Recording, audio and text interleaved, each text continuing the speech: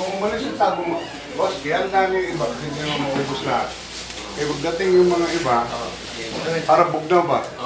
Ay, butang sa sarap. Hindi pang malamig. Butang dito, kasi Ay, naman sino nakarating dito. Sino bang... Si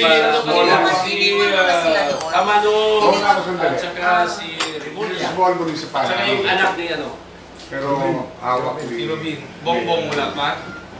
Bongbong wala pa. Hindi pa nakaraan. Pinakamaganda kasi dito sa mga hangin na talaga yung yung ikot ni Liga. Mas nahalata ang tao. Noon na kasi sila eh. Ay, nauna sila.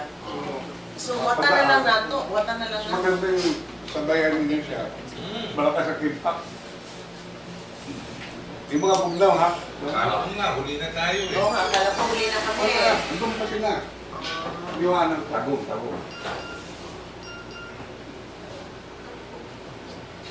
Kasi ano, so yung natapos yung term ko, nilagay ko yung pamangkin ko si Anton. Parang ano ko yun eh. Parang adapted sa ano. Wala akong anak na lalaki kasi. Na-meet ko na rin siya. Nung mga, yung youngest brother ko, yung Tiyan, actually parang hinagbilin sa akin yung tatay ko yung dalawa. Yung younger brother ko, 70 years, pero si ito kasi mas bolero to, itong pinili mo. Saka may Don Sulueta sa parang, diba? Lagi na yun.